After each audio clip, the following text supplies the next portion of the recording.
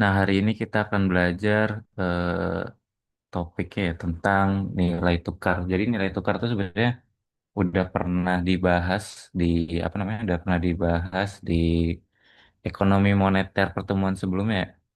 Ekonomi moneter, terus ekonomi internasional juga pertemuan terakhir juga kita bahas nilai tukar. Nah, kali ini nilai tukarnya level lanjutnya ya.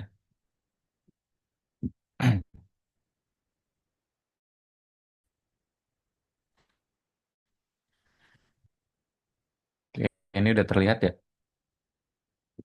Sudah? Udah, Pak. Udah, Pak. Oke, kita bahas tentang di di ekonomi kemarin saya ngajar apa sih ekonomi moneter ya.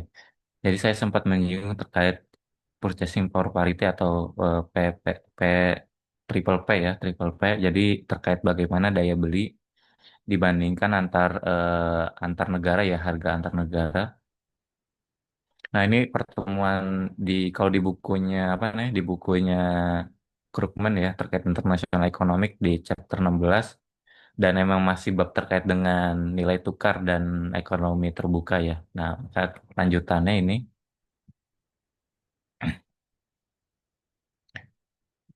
pada kali ini kurang lebih akan ada bahasan eh sorry kalau Zoom. Akan ada bahasan terkait law of one price. Jadi ada hukum terkait satu harga ya antar negara. Terus ada juga purchasing power parity atau paritas daya beli kalau di bahasa Indonesia ya. Atau triple P ya. Terus ada juga long run, jadi bagaimana melihat jangka panjang dari model nilai tukar dan pendekatannya moneter, terus hubungan antara nilai tukar dengan inflasi dan adanya Fisher effect nanti, short forming paritas daya beli ya atau triple P. Terus ada juga jangka panjang dari nilai tukar dan nilai tukar real ya dengan pendekatan nilai tukar real. Nah itu jadi emang eh, karena kebetulan ini ekonomi moneter dan internasional yang ngajar saya, terus juga di apa namanya di dalam semester yang sama, jadi emang agak-agak bersinggungan antar mata kuliah ini ya. Jadi emang teorinya agak-agak mirip dan ada beberapa tambahan karena rujukan bukunya berbeda juga ya. Jadi ada beberapa tambahan yang dari setiap mata walaupun submaterinya sama ya. Dan ada juga nanti terkait nilai tukar real ya. Sorry, suku bunga real, real interest rate. Nah, terkait pertama behavior of exchange rate. Jadi ada perilaku dari nilai tukar ya. Nilai tukar mengapa penting? Misalkan kita lihat di sini 1 dolar AS pada tahun 1970 dia seharga 258 358 yen Jepang ya. Terus pas tahun 80 menjadi 203, bahkan 2008 mengalami penguatan terus menjadi 110 yen Jepang gitu. Jadi kalau kita lihat dalam jangka panjang ternyata nilai tukar tuh mengalami perubahan ya.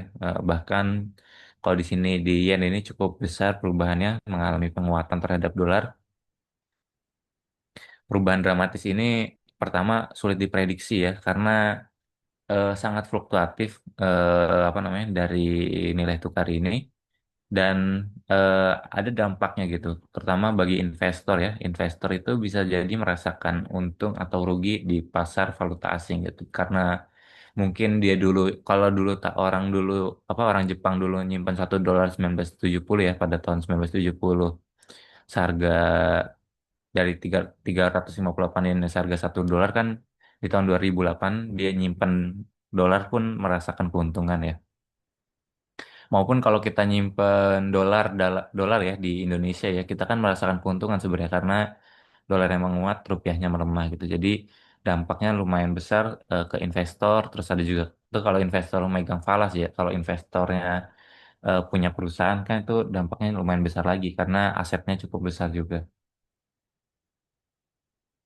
Oke, pertanyaannya maka kekuatan ekonomi apa yang melatar belakangi pergerakan nilai tukar jangka panjang gitu. Jadi kurang lebih emang pada pertemuan kali ini kita akan melihat jangka panjang ya karena nilai tukar dalam jangka pendek itu sangat fluktuatif dan sulit diprediksi.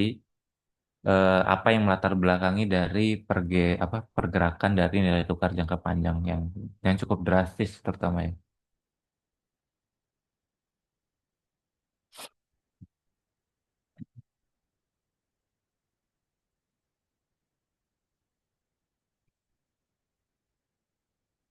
Kita bandingkan antara fokusnya jangka panjang dengan jangka pendek ya.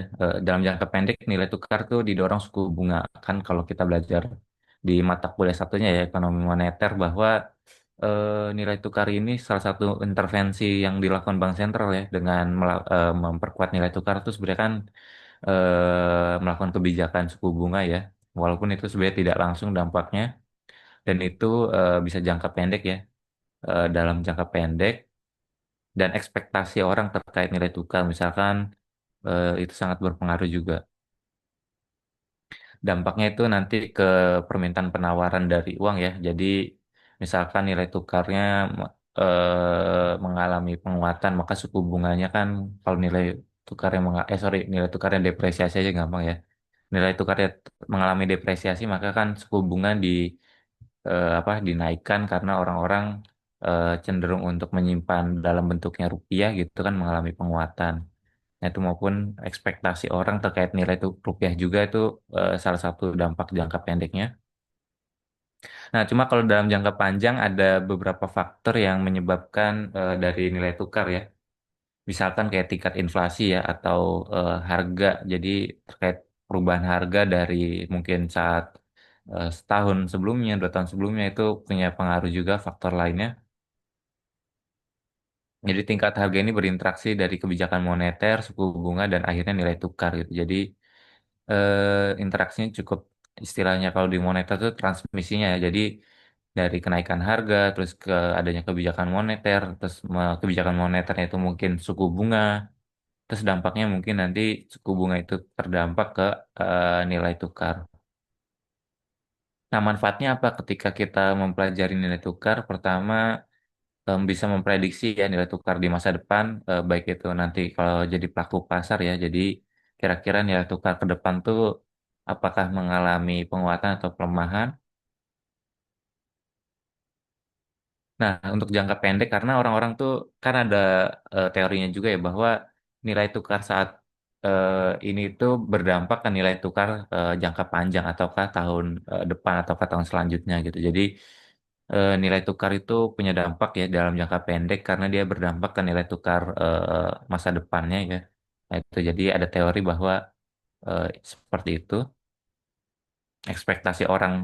Jadi ekspektasi orang nilai tukar saat ini misalkan sekarang 16.300 kan kemarin saya tanya di kelas punya dampak terhadap ekspektasi orang nilai tukar yang ke masa depan nih. Itu manfaatnya.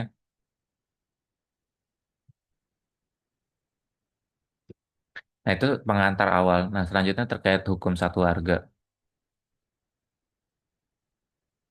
Law of One Price atau hukum satu harga ini mengatakan bahwa harga barang identik yang diperdagangkan secara bebas akan sama di negara yang berbeda. Jadi harusnya harga misalkan kita apa ya beli iPhone ya, iPhone di Indonesia dengan iPhone di Jepang harusnya sama gitu. Jadi ada istilah hukum satu harga. Seharusnya bahwa barang yang identik ya, harga barang yang identik itu yang diperdagangkan secara bebas akan sama di negara yang berbeda gitu. Jadi harusnya memiliki kesamaan harga dengan produk yang sama ya dijual antara Indonesia dengan yang ada di luar negeri.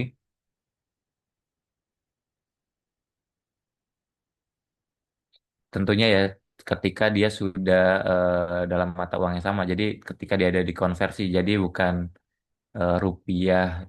Misalkan sekarang kalau dirupiahin berapa mungkin 10 juta rupiah satu iPhone 13 gitu kan. Di sana bentuknya masih yen gitu ketika di Jepang. Nah, mungkin ketika sama itu ketika sama-sama dikonversi menjadi dolar nilainya seharusnya sama gitu. Itu adalah hukum satu harga. Itu asumsi idealnya. Jadi ketika itu belum ada namanya biaya transaksi, belum ada namanya hambatan perdagangan, terus ada perbedaan kualitas produk. Nah, itu asumsinya. Jadi harusnya sama antar negara dengan asumsinya seperti itu. Mungkin kalau sekarang kan Indonesia punya pajak yang lebih tinggi, akhirnya kan berbeda harganya antara di Jepang dengan yang ada di Indonesia gitu kan itu asumsinya harusnya sama ya. Itu. Terus ada biaya transaksi, mungkin kalau di Indonesia ada pajak pertambahan nilainya 11%, kalau di Jepang mungkin tidak setinggi itu, akhirnya adanya perbedaan harga. Nah, itu jadi asumsinya ada asumsi-asumsi ini, dan kualitasnya harus sama antara di Indonesia dengan di Jepang. Itu harusnya ketika sama-sama tidak ada biaya transaksi, hambatan perdagangan tidak ada, terus perbedaan kualitas yang sama, maka harusnya harganya sama antara di Indonesia dengan ada yang di Jepang. Nah, misalkan ini harga pizza di satu restoran $20 ya. Sedangkan harga pizza yang sama di restoran serupa di seberang jalan $40. Nah, ini di Indonesia ada nggak ya? Sebenarnya ada ya, yaitu ini kalau beda merek mungkin, kalau beda merek kemungkinan beda. Cuma kalau di satu merek yang sama, harganya sama. Kebetulan kemarin saya baru beli kopi, misalkan beli kopi mereknya tuh saya lupa ya. Pokoknya ada cabang kopi yang ada di Solo dengan ada cabang kopi yang adanya di Jakarta. Ternyata saya cek harganya sama gitu. Saya kira beda, mungkin kan karena di Solo lebih murah ya. Ternyata harganya sama aja gitu antara di Solo dengan di Jakarta. Nah, jadi seharusnya eh, ada kesamaan antara harga di mungkin itu di kota yang sama, entah itu eh, mungkin juga di kota yang berbeda ya. Ketika itu punya merek yang sama, mungkin kalau merek yang berbeda wajar ya.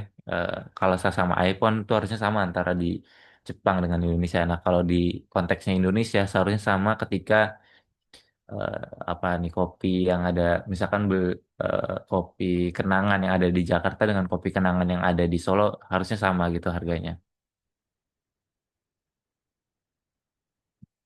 Nah, apa dampaknya ketika terjadi perbedaan harga nih? Contoh ketika apa namanya? Contoh di atas tuh ada $20 harga pizza di sebuah kota, terus di seberangnya $40.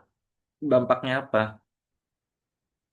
Dampaknya kan banyak orang pasti akan beli pizza yang lebih murah ya. Kalau kita sebagai seorang konsumen pasti kita akan nyari pizza yang lebih murah yaitu seharga $20, dan harga pizza yang $40 ini mengalami lebih sedikit ya. Itu. Ntar ya saya izin coba menghubungi orang dulu.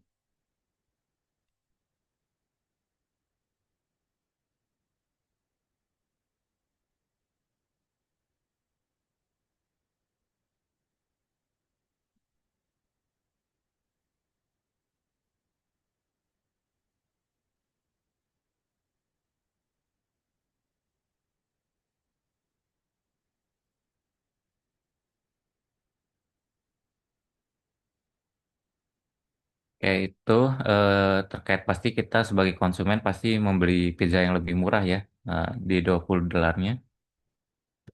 Oke, lanjutannya apa? Misalkan ketika dampaknya ketika tadi kita beli pizza yang lebih murah kan harga pizza cenderung mengalami peningkatan karena apa? Meningkatnya permintaan ya. Jadi kalau kita ingat-ingat lagi hukum permintaan penawaran ketika permintaannya mengalami kenaikan kan maka seiring dengan kenaikan harganya juga nanti harganya akan menyesuaikan.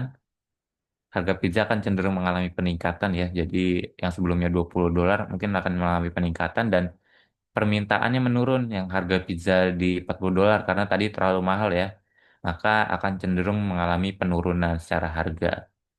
Maka dari kedua pizza ini, maka dia akan mengalami penyesuaian secara harga.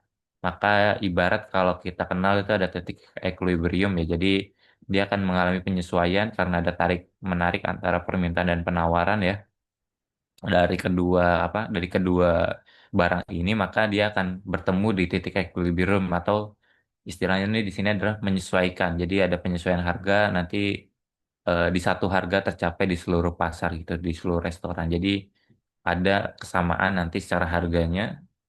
Ya mungkin di pasar yang ideal nggak terlalu sama persis ya, cuma pada akhirnya mungkin agak-agak mirip gitu. Misalnya kalau orang jual kopi terlalu mahal misalkan kan ya, orang kan pasti cenderung akan apa namanya cenderung menjauhi harga kopi yang mahal itu ya, mendingan beli kopi yang apa lebih murah dengan kualitas yang sama, konteksnya kualitasnya sama ya, bukan janji jiwa yang 8.000, mungkin kualitasnya sama di sekitar 25.000 ya sekarang mungkin ya. Nah, itu jadi ada orang jual kopi yang lebih mahal, mendingan ya beli yang lebih murah dengan kualitas yang lebih sama. Nah, orang-orang yang jual kopi lebih mahal ini dia akan menurunkan harga karena permintaannya itu menurun. Jadi kurang lebih nanti di titik harga yang sama eh, sebuah pasar ya atau sebuah produk itu dijual dengan harga yang sama. Nah, itu terkait hukum satu harga secara simpelnya seperti itu.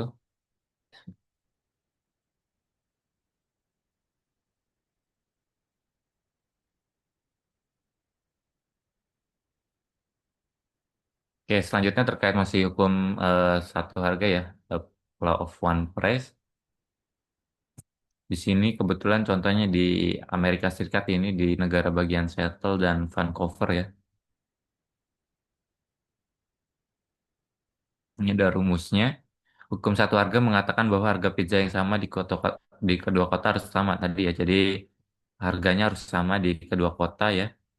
Jika hambatan antar pasar yang kompetitif dan biaya transportasi tidak penting. Jadi ada asumsi. Jadi kalau ekonomi itu kan kita kenal ada asumsi ya. Jadi dalam membuat sebuah teori pun tidak kita buat asumsi gitu, asumsi. Maupun ketika teman-teman nanti buat skripsi atau buat penelitian pasti ada asumsinya gitu. Jadi istilah asumsi itu ada keterbatasan penelitian yang di luar dari atau kita anggap konstan ya. Jadi namanya kalau di ekonomi itu udah saya lupa istilahnya ya. Pokoknya kita anggap konstan ya. Jadi hal-hal yang kita anggap konstan. Itu jadi secara rumus ya dia adalah harga barang domestik ya PI ini price yang ada di domestik di dalam negeri itu adalah pengkalian antara tadi nilai tukarnya ya dikali dengan harga barang di luar negeri ini sebenarnya sama dengan di mata kuliah ekonomi moneter ya untuk melihat apa namanya melihat harga antara domestik dengan luar negeri.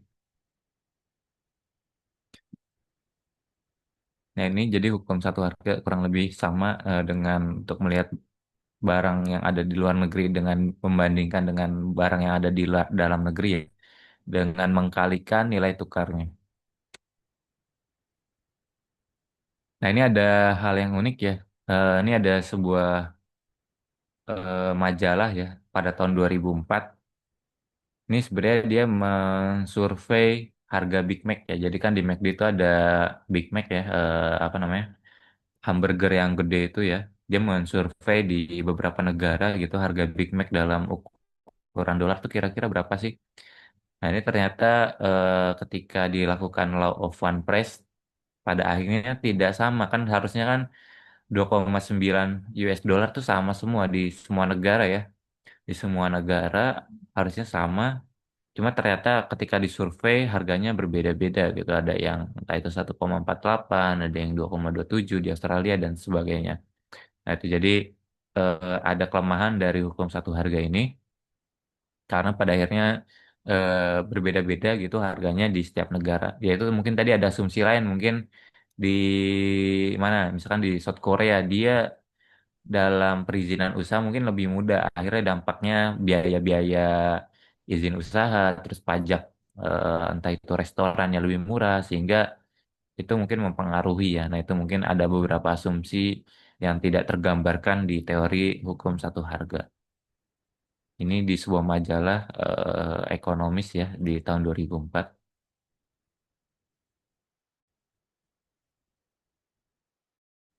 Nah, terus ada lanjutannya terkait karena ketidaksempurnaan dari apa namanya law of one price maka ada purchasing power parity ya atau triple P ya. Nah ini idenya dari David Ricardo, ekonom terkenal juga ya. Jadi dia buat beberapa teori juga David Ricardo ini. Dia buat ide temuannya ini pada abad ke-19 ya mungkin awal-awal ya kita juga belum lahir ya abad-abad 19, 19 terus dipopulerkan lagi oleh ekonom Swedia ya Gustav Kassel di abad ke-20 gitu.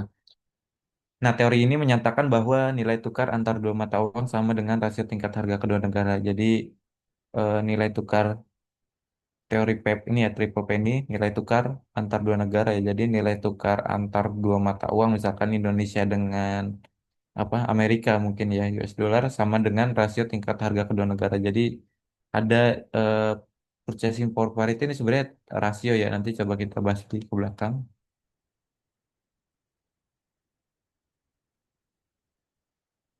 Nah, purchasing power parity adalah penerapan hukum satu harga lintas negara. Jadi menerapkan harga antar negara untuk semua barang dan jasa. Jadi semua barang ya, barang dan jasa untuk kelompok perwakilan keranjang barang dan jasa. Nah, secara rumus sebenarnya sama ya. Kan ini kan rumusnya tadi kan untuk mengetahui harga, misalkan harga dari domestik, misalkan di sini domestiknya adalah apa namanya? Amerika, terus juga ini nilai tukar antara apa Amerika dengan Kanada, terus ini harga barang apa harga dari price dari apa namanya price dari Kanada ya yang luar negerinya. Sebenarnya ini sama dengan rumus dari apa namanya law of one price tadi. Yang membedakan adalah di sini adalah semua barang. Jadi kalau law of one price itu adalah menerapkannya dengan sistemnya adalah satu produk ya. Jadi kayak satu produk tadi ada Big Mac ataukah eh, MacBook ataukah Apple ataukah sejenis lainnya satu barang. Nah ini semua barang dan jasa. Jadi ada istilahnya keranjang atau basket of goods ya. Itu di ekonomi internasional sebelumnya kalau saya lihat ada istilah basket of goods.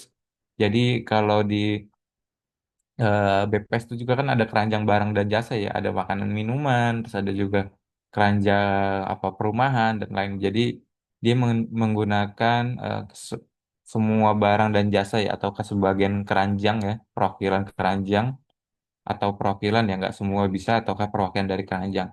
Yang membedakan itu dengan Law of One Press karena Law of One Press hanya menggunakan satu dari barang yang diambil.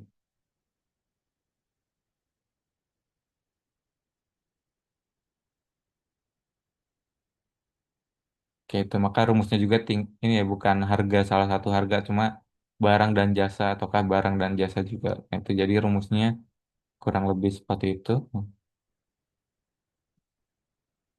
Nah, purchasing power parity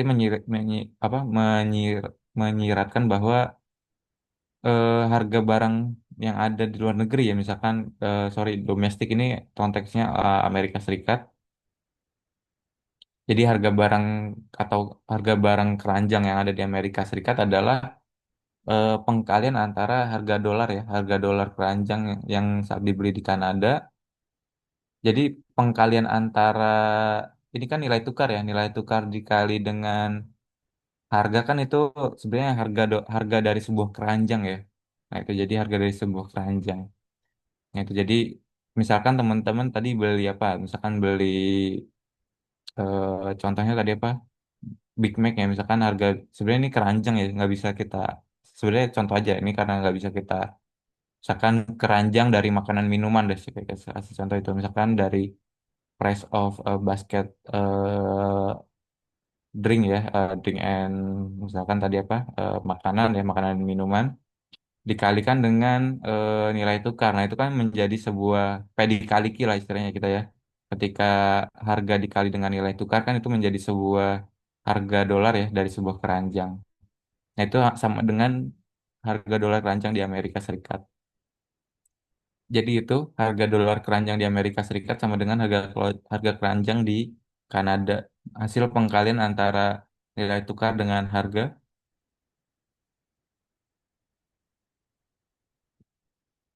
Nah, jika triple P ini bertahan, tingkat harga semua negara sama jika diukur dalam mata uang yang sama. Jadi nanti pada akhirnya tingkat harga semua barang itu dari semua barang ya sama jika diukur dalam mata uang yang sama. Itu jadi ini mungkin ada peningkatan teori ya dari sebelumnya The Law of One Price yang menyiratkan bahwa hanya satu produk dia kalau the yang triple P ini adalah ketika tingkat harga semua sama di negara ya tingkat harga semua negara sama maka dia akan sama juga di negara yang lain.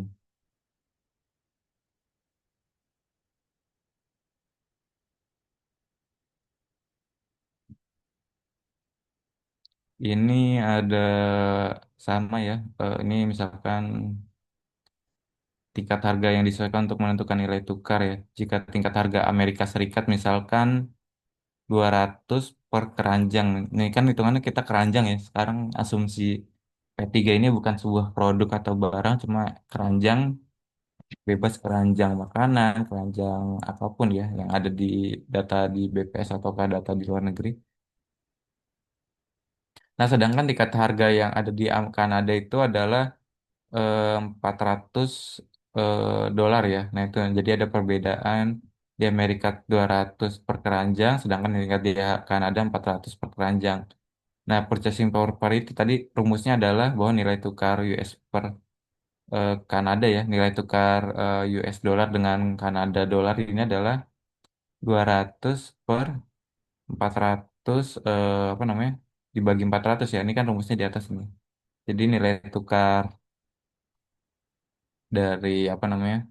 US per Kanada adalah pembagian antara harga keranjang yang ada di Amerika dibagi dengan harga keranjang yang ada di Kanada. Maka hasilnya adalah 1/2 ya.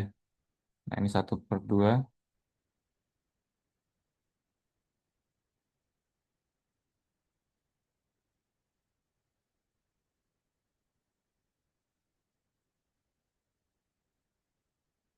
Nah, ini masih sama dengan apa namanya? Purchasing power parity ada namanya Castle Ports pendekatan Castle sarankan menggunakan tingkat harga umum. Jadi menggunakan tingkat harga umum barang-barang umum. CPI biasanya digunakan dalam implementasi empiris. Jadi dia menggunakan CPI itu kalau di Indonesia indeks harga konsumen ya digunakan dalam implementasi empirisnya. Terus ada juga arbitrase dari sebuah komoditi ya, pendekatan arbitrase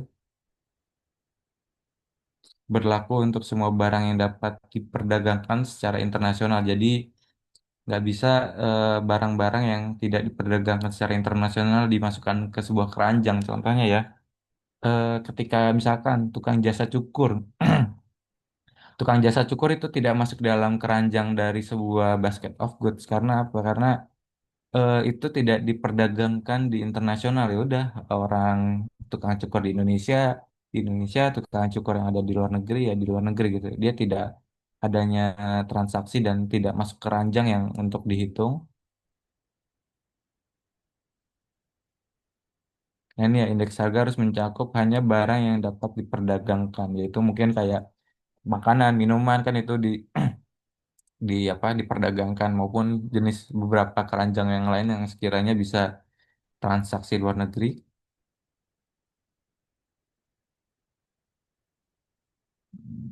Oke.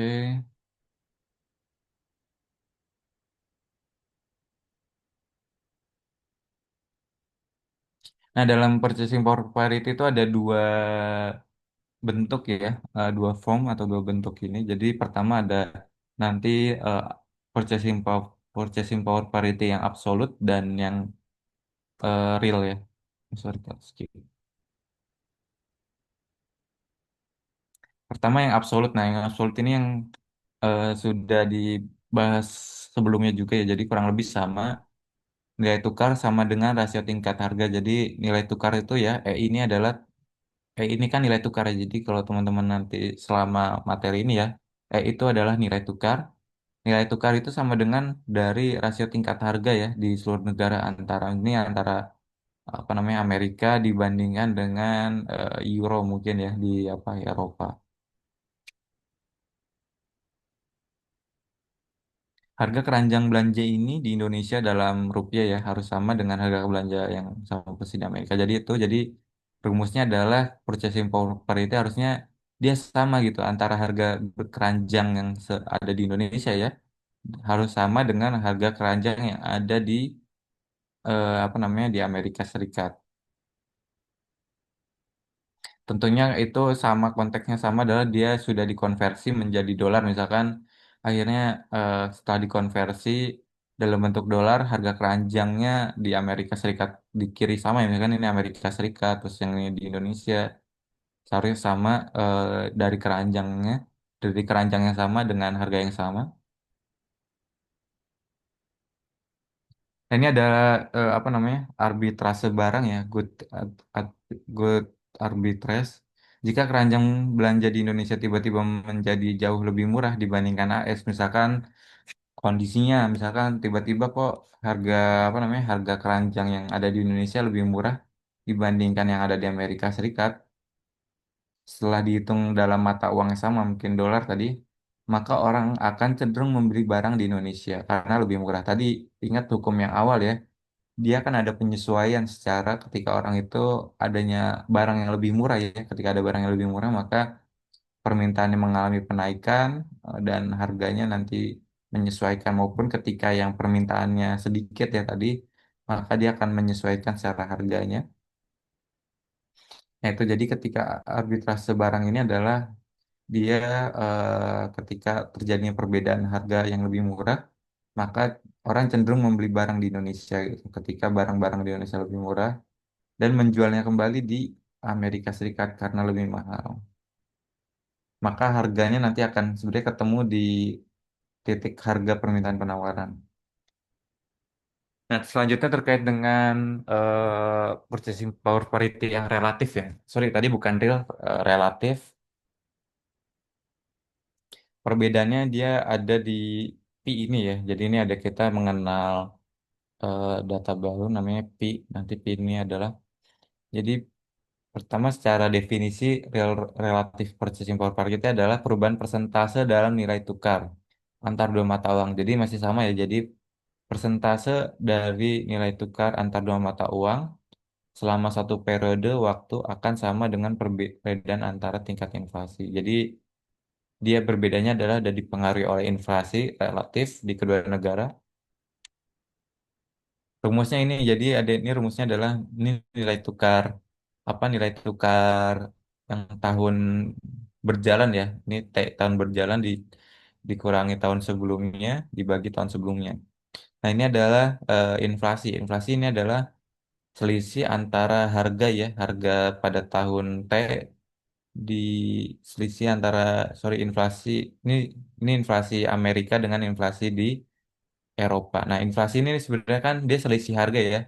Selisih harga antara T-1 dengan T di sini. Di mana T ini adalah dia selisih antara T-1 dengan T. Ya, ibarat kalau kita kan ya inflasi itu kan membandingkan antara tahun ini dengan tahun sebelumnya. Itu istilahnya year on year kan ya. Tuh, jadi kalau teman kan istilahnya adalah kita membandingkan inflasi harga saat ini dengan harga sebelumnya, apakah ada kenaikan ataukah penurunan. Nah, itu jadi makanya eh, di sini T itu adalah sebenarnya PT ya. Ini adalah yang PT baik itu di Amerika maupun di Europe itu adalah dia membandingkan harga tahun yang berjalan dibanding dengan tahun sebelumnya. Nah, ini yang membedakan relatif dengan yang absolut dia ada pengaruh inflasinya. Dia relatif ini tidak fokus pada level harga, jadi tidak berfokus pada level harga yang absolut. Dia sudah ada pada perubahan harga yang inflasi, jadi sudah mempengaruhi perubahan harga karena efek inflasi dan perubahan nilai tukar gitu. Nah, itu yang menjadi pembeda di purchasing power parity yang relatif.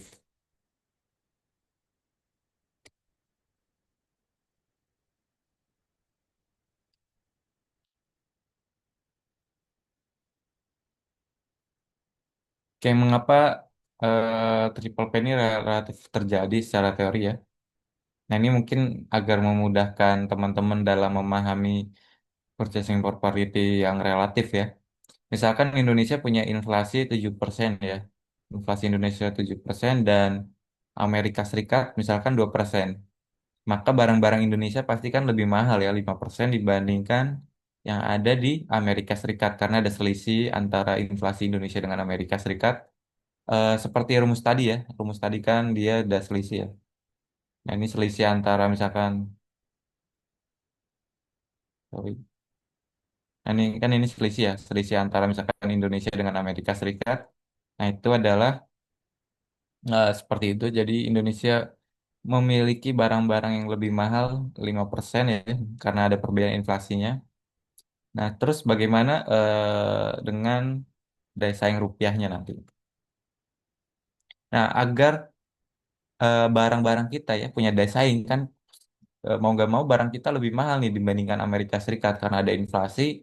Ya agar menjaga daya saing ya, agar menjaga daya saingnya dan mencegah barang-barang Indonesia menjadi terlalu mahal karena tadi efek inflasi di pasar internasional, maka ya tadi ada penyesuaian terkait dengan nilai tukar. Jadi nilai tukar kita mengalami depresiasi ataukah pelemahan 5%.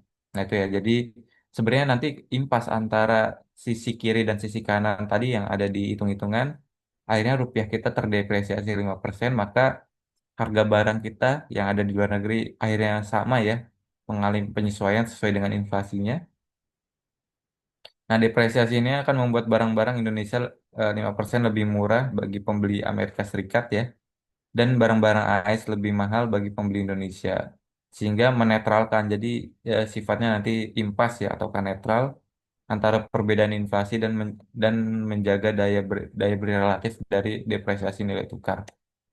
Nah, ini sebenarnya kalau kita lihat lagi rumus yang ini ya, ini kan nilai tukar ya, yang sebelah kiri ini yang saya coret-coret ini adalah nilai tukar, yang kanan adalah inflasi. Nah, pada akhirnya ketika kita punya selisih inflasi antara Amerika Serikat dengan Indonesia, itu akan eh, apa ya, akan mengalami penyesuaian gitu di tingkat nilai tukarnya gitu sesuai dengan inflasi yang ada di negara tersebut agar menjaga daya saing dari barang yang ada di Indonesia gitu ketika mengalami inflasi yang terlalu tinggi.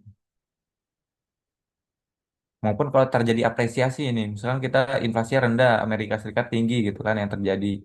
Ya nilai kita mengalami penguatan gitu, apa rupiah kita mengalami penguatan nanti sesuai dengan selisih antara inflasi Indonesia dengan Amerika Serikat ya, ketika kita inflasinya lebih rendah dibandingkan Amerika Serikat. Dan dampaknya rupiah mengalami apresiasi ketika kalau Indonesia inflasi lebih rendah dibandingkan Amerika Serikat. Oke, itu semoga bisa dipahami terkait purchasing power parity yang relatif.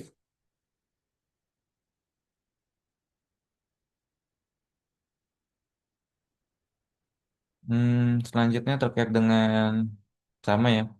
Nah, apakah triple P ini berlaku? Purchasing power parity ini dapat berlaku ketika relatif ya, lebih tepat digunakan untuk mempelajari tren nilai tukar dalam jangka panjang. Jadi tidak bisa kita melihat dampaknya ya, trennya ini dalam jangka pendek. Kita perlu melihat ini dalam jangka panjang, mungkin puluhan tahun ataukah beberapa tahun gitu. Nah, kebetulan saya juga masih ada penelitian saya tentang coba menguji nilai tukar ya. Nah, bagaimana dampak cadangan devisa kebetulan kalau saya. Dampak cadangan devisa terhadap nilai tukar yang dalamnya jangka panjang juga sekitar 25 tahun gitu. Makanya, jadi teman-teman kalau pakai nanti purchasing power parity yang relatif jangka panjang untuk mempelajari nilai tukar ya, maka dia perlu melihatnya dalam jangka panjang.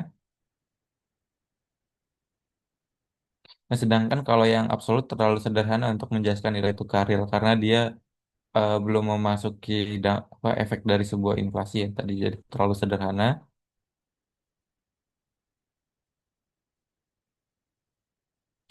Nah, namun harga barang yang sama bisa jadi berbeda secara substansial antar negara sehingga purchasing power quality absolut sering tidak dapat menjelaskan perbedaan nilai tukar secara akurat.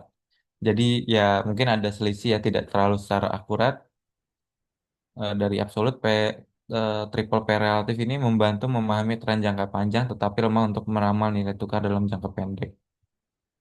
Jadi kalau teman-teman nanti penelitian yang purchasing power quality yang relatif mungkin terhadap nilai tukar itu melihatnya dalam jangka panjang kemungkinan besar ada signifikansi. Mungkin kalau teman-teman nelitinya jangka pendek doang, signifikansinya kemungkinan kurang gitu dampaknya.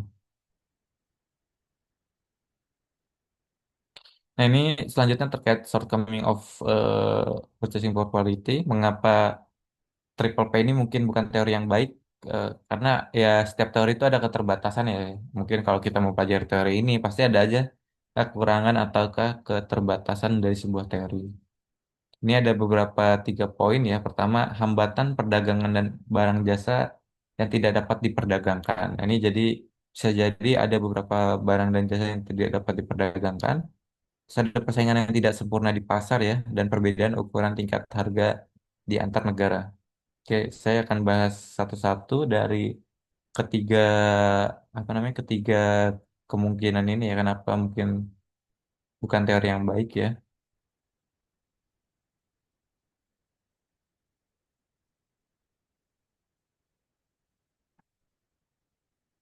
Hmm.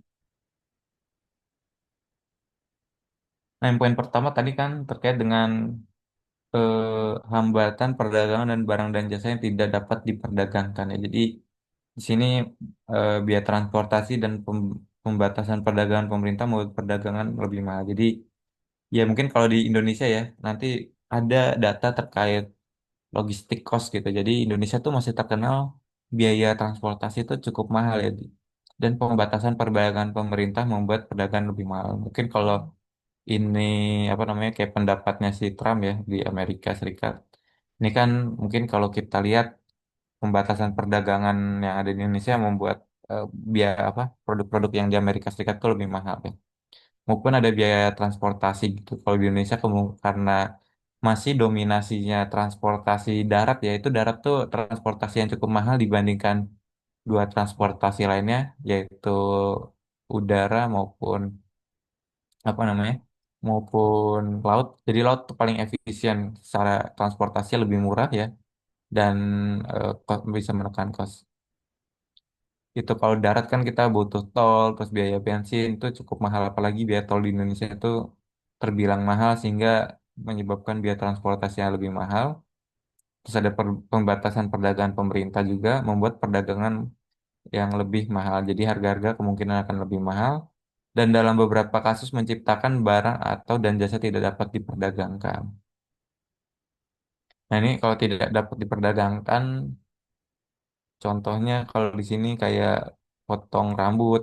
Nah, itu kan ya potong rambut ya yang ada di dalam negeri ya, di dalam negeri yang ada di luar negeri ya berbeda gitu. Jadi dia mungkin bisa jadi tidak bisa diukur dalam harga yang sama ya antara yang ada di luar negeri dan dalam negeri. Terus contohnya lagi apa ya? Eh yang ada di dalam negeri doang. Ya mungkin kayak apalagi saya kurang ya pokoknya intinya yang ada di dalam negeri mungkin tidak bisa diperdagangkan ke luar negeri gitu.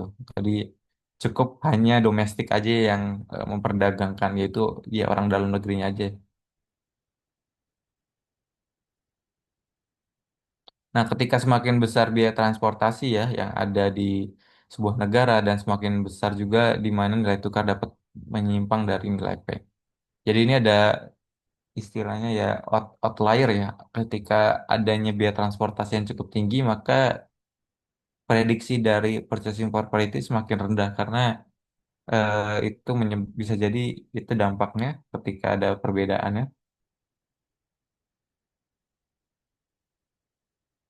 sehingga satu harga tidak perlu bertahan di dua pasar. Jadi tidak perlu juga menjaga sebuah harga ya atau sebuah basket of goods-nya tadi di sebuah di dua negara ya di dua negara yang berbeda nih di dua pasar yang berbeda tidak perlu dipertahankan ya kemungkinan pasti ada selisih ya mungkin selisih antara harga sepatu di Indonesia dengan Jepang itu kan kemungkinan ada selisihnya ya dan tidak perlu di persis sama gitu.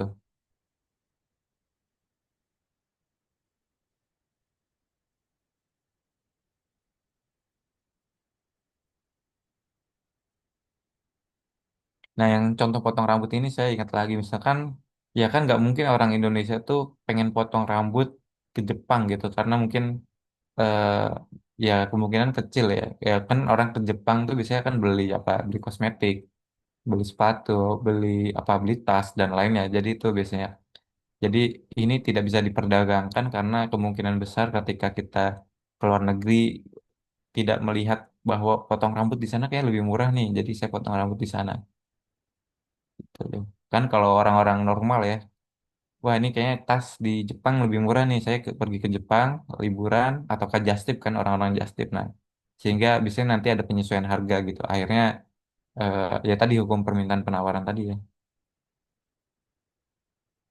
Oke, selanjutnya yang poin kedua terkait kenapa ini mungkin teori ini tidak sempurna ya.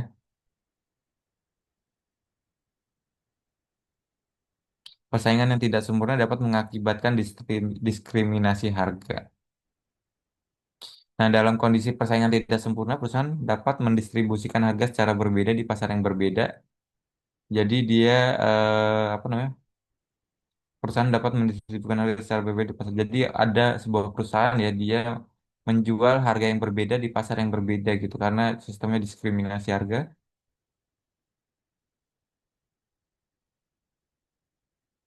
Tujuannya apa? Tujuannya untuk memaksimalkan keuntungan berdasarkan ekspektasi tentang yang bersedia dibayar konsumen. Jadi misalkan di sini hmm, misalkan di harga Apple ya, harga Apple menjual iPhone lebih mahal di beberapa negara gitu dibandingkan negara asalnya gitu. Misalkan produk Apple itu asalnya di mana sih? Amerika ya. Nah, di Amerika kemungkinan harga Apple itu lebih murah ya dibandingkan beberapa negara lainnya yang dia jual gitu, termasuk mungkin di Indonesia. Karena apa? Karena pertama untuk tujuannya memaksimal keuntungan si Apple ini dia menjual barang di luar negeri, dia jual lebih mahal ya, diskriminasi harga. Terus apa? Ekspektasi tentang yang bersedia dibayar oleh konsumen dan di sisi lain konsumen kita pun mau gitu untuk membeli harga sebuah handphone Apple ya, apa namanya? iPhone itu ya. iPhone dibayar. Jadi ya karena di sisi lain untuk memaksimalkan keuntungan, cuma di sisi lain juga konsumen bersedia untuk membayar apa namanya membayar dari harga Apple tersebut.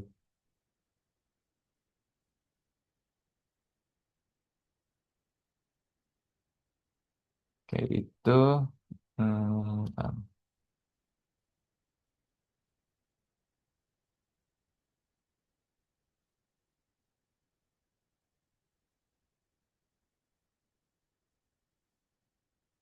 kayak itu yang kenapa teori ini tidak sempurna yang kedua ya. Dan yang ketiga ini perbedaan ukuran tingkat harga. Tingkat harga berbeda di seluruh negara karena berbeda cara mengukur keranjang barang dan jasa. Jadi ini terkait statistik ya. Jadi statistik di Indonesia kemungkinan besar berbeda ya cara mengukur sebuah basket of goods-nya di BPS mungkin dengan kalau di Amerika Serikat Badan Statistik Tenaga Kerja apa ya kurang lebih kayak gitu BLS kalau kepanjang apa singkatannya. Nah kemungkinan besar berbeda cara mengukur keranjang karena mungkin bisa jadi keranjang kalau kita belajar di ekonomi internasional, saya ngajar tuh di makro deh, sorry, di makro kelas lain ya. Jadi terkait keranjang barang tuh bisa jadi di Indonesia tuh misalkan ya, di Indonesia tuh beras itu menjadi sebuah bagian dari keranjang barang gitu karena itu menjadi kebutuhan pokok di negara Indonesia gitu. Karena mereka ya keranjang barang tuh intinya semakin sering dikonsumsi oleh masyarakat pasti itu masuk dalam keranjang barang yang dihitung untuk jadi indikasi apa patokan untuk semua barang dimasukin sebuah basket of goods gitu karena hanya beberapa produk aja yang sifatnya itu dia sering dikonsumsi oleh masyarakat. Contohnya mungkin kalau di Indonesia itu beras ya, itu beras tuh menjadi komponen basket of goods karena itu punya dampak yang besar terkait dengan masyarakat ya ketika kenaikan harga itu punya dampak yang besar. Nah, sedangkan kemungkinan di Amerika Serikat berbeda gitu basket of goods-nya gitu bukan nasi bukan beras sorry kemungkinan kedelai ataukah makanan-makanan yang menjadi kebutuhan pokoknya mereka ya mungkin beras kemungkinan besar di sana tidak menjadi kebutuhan pokoknya apa negara-negara seperti Amerika gitu karena mungkin produksinya berbeda terus juga masyarakat mengonsumsinya berbeda gitu jadi kemungkinan ada perbedaan dari basket of goods kemungkinan dari makanan tadi ya mengukur makanannya berbeda-beda. Itu jadi tidak sama pada akhirnya basket of good dari setiap negara karena tadi setiap negara mungkin punya tergantung masyarakat sering mengkonsumsi apa ya semakin sering dikonsumsi maka dia masuk dalam keranjang barang dan jasanya. Nah, itu ketiga dari apa yang menjadi keterbatasan ya ataukah kelemahan dari purchasing power parity.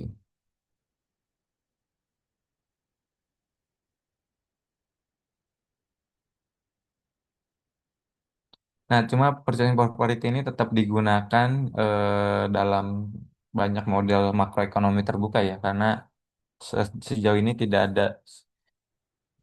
ada teori yang mungkin lebih tepat untuk memprediksi. Jadi tetap digunakan banyak model makroekonomi terbuka. Tidak ada teori alternatif. Mungkin kalau teman-teman punya teori alternatif yang bisa dibuat untuk membandingkan kesamaan dari berbagai negara ya, kesamaan tingkat harga. Karena nanti kesamaan tingkat harga ini nanti kalau di contohnya ya, kan kemarin kemiskinan ya, tingkat kemiskinan itu Bank Dunia cara membandingkan antar negara itu sebenarnya pakai purchasing power parity gitu. Jadi dia menganggap purchasing power parity-nya tuh berapa gitu satu US dollarnya, saya agak lupa kurang apa gitu dari tingkat kemiskinan. Jadi cocok untuk membandingkan eh, antar negara gitu. Contohnya kayak tingkat kemiskinan itu kan pakainya purchasing power parity yang ada di World Bank ya. Dan karena tidak ada teori alternatif, tadi yang pertama, yang kedua adalah kemungkinan besar kualitas prediksinya lumayan lebih baik ya, lebih tepat dibandingkan beberapa teori lainnya. Bukan dari realisme asumsinya, tetapi kualitas prediksi. Jadi kalau kita lihat, kalau teman-teman punya teori, kan kita seringnya kalau teman-teman saya maupun saya ya, kan tujuan saya itu adalah menguji dari hasil prediksi ya. Misalkan teori ini tepat apa enggak, saya uji aja teorinya apakah tepat dari data-data yang ada di Indonesia. Ya kalau tidak tepat mungkin ada asumsi lain, tadi mungkin karena biaya transportasinya cukup tinggi, terus ada persaingan yang tidak sempurna dan sebagainya lainnya. Nah itu jadi tugas kita adalah menguji teori ini apakah kualitas prediksinya tepat. Kemungkinan besar kalau dari beberapa asumsi sih tepat ya, secara prediksinya nanti bisa diuji kalau teman-teman buat penelitian dari purchasing power quality ini.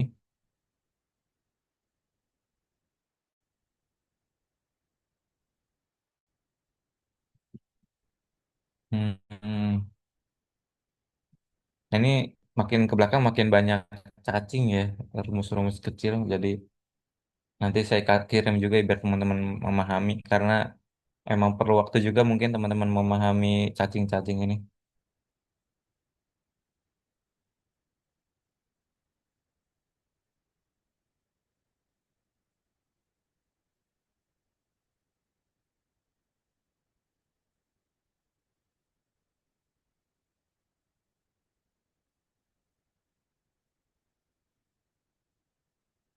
Nah, terus terkait pendekatan moneter terhadap nilai tukar ya. Ini ada monetary approach terhadap nilai tukar, menggunakan faktor moneter untuk memprediksi bagaimana nilai tukar. Tadi kan sejauh ini emang kita banyak membahas nilai tukar ya. Tadi terkait law of one price, terus terkait purchasing power parity. Bagaimana nilai tukar ini menyesuaikan dalam jangka panjang gitu kan. Kalau tadi kita lihat cocoknya dari purchasing power parity ini untuk melihat efek jangka panjangnya ya. Kalau jangka pendek mungkin belum bisa melihat secara bagus gitu datanya.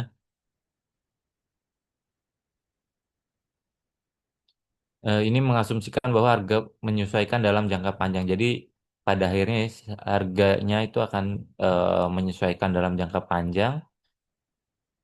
Secara khusus tingkat harga menyesuaikan untuk menyamakan jumlah uang yang beredar real. Jadi dengan permintaan uang real agregat. Nah di sini ada rumus ya. eh, Kurang lebih ini price US. Terus ada juga nanti kita lanjut satu-satunya ya. Nah ini rumusnya seperti ini. Ini ada namanya MS itu monetary supply ataukah supply uang ya ataukah penawaran uang di sebuah negara MS. Ini ada MS US misalkan, terus ada juga eh, money supply yang ada di Eropa. Ini yang bawahnya ya satunya. LRG ini adalah dia permintaan uang. Kalau MS itu kan apa penawaran ya. Ini yang bawah ini adalah permintaan uang real agregat dari tingkat suku bunga ya. R ini suku bunga. Terus kalau Y ini adalah output ya, meningkat output realnya. Itu jadi kalau atas itu penawaran, kalau yang bawah itu permintaan realnya, uang real. Kalau P ini adalah tadi ya price US maupun price apa namanya EU ataukah Eropa. Nah, di sini menyiratkan bahwa peningkatan jumlah uang yang beredar ya, M MS-nya nih ya, ketika jumlah uang yang beredar mengalami peningkatan atau money supply-nya mengalami peningkatan. Saya kasih tanda dulu ketika MS-nya naik. Jika harga jika MS-nya naik di dalam negeri menyebabkan kenaikan harga dalam negeri. Nah, ini seperti inflasi ya. Kan kalau ketika jumlah uang yang beredar mengalami peningkatan, maka price-nya mengalami peningkatan. Nah, ini price-nya juga mengalami kenaikan, price US-nya misalkan ya di sini. Ketika MS-nya naik US, maka price US-nya naik ya. Nah, itu jadi ya seperti kita belajar di moneter. Ketika jumlah yang beredar mengalami kenaikan, maka harganya mengalami kenaikan. Maka melalui purchasing power parity nilai tukar ya akan menyesuaikan mata uang domestik terdepresiasi. Maka si siapa namanya nilai tukarnya akan mengalami depresiasi karena untuk menyesuaikan dari selisih dari money supply dengan money demand-nya.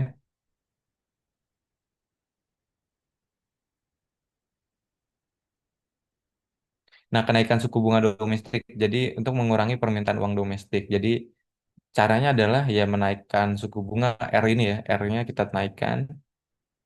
Dan kalau bank sentral menaikkan suku bunga ya dampaknya adalah permintaan uang itu akan mengalami penurunan gitu. Permintaan uang kalau kita rupiah ya mengalami penurunan karena orang tuh tidak ingin apa namanya tidak ingin memegang uang ya karena dia lebih cenderung untuk menyimpannya di entah itu perbankan atau kayak instrumen lainnya ya. Jadi permintaan uang mengalami penurunan, orang-orang enggan untuk memegang uang, terus menyebabkan kenaikan harga-harganya naik ya ketika permintaan uang domestik mengalami penurunan, lalu mata uang akan mengalami pelemahan itu. Jadi dampaknya ketika menyebabkan harga naik, maka dampaknya ke mata uangnya akan mengalami pelemahan atau price US atau ke price IO-nya ini. Nah, terus terkait dengan Y-nya ini ya, kenaikan output domestik akan meningkatkan permintaan uang. Jadi ketika si Y-nya ini akan mengalami kenaikan ya output dari sebuah negara ya, akan meningkatkan permintaan uang gitu. Jadi misalkan PDB kita tumbuh gitu. Jadi teorinya juga gini. Jadi ketika pertumbuhan ekonomi kita mengalami pertumbuhan, itu pasti seiring dengan peningkatan dari permintaan uang kita ataukah jumlah uang yang beredar kita. Jadi outputnya domestik itu akan naik, maka dampaknya adalah permintaan uang akan naik juga. Dan selanjutnya dia akan mengalami penurunan harga ya, secara nilainya nilai harganya turun, harga dari nilai tukarnya. Lalu kalau dampak dari penurunan nilai tukar secara nilainya kan akhirnya lalu mata uang mengalami penguatan ya.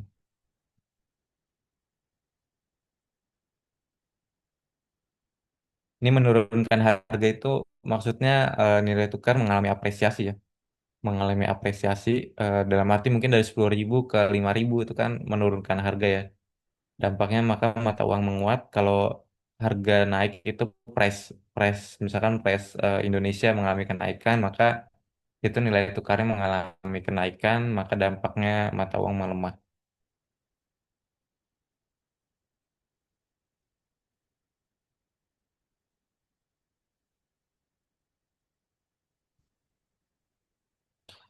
Purchasing power parity ini dia sebenarnya dia akan menyesuaikan untuk menyamakan supply uang real ya dengan permintaan uang real. Jadi antara money supply dengan money demand nanti sebenarnya dia akan ya bertemu di titik equilibrium terkait permintaan penawaran uang.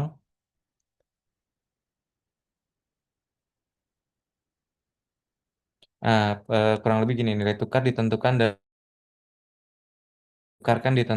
oleh harga dalam jangka panjang yang ditentukan oleh supply uang gitu dari supply uang relatif dan demand uang real relatif. Nah, itu jadi nilai tukar itu pada akhirnya nanti akan bertemu karena pengaruh ya dari supply dan demand uang dari teori yang ada di sini.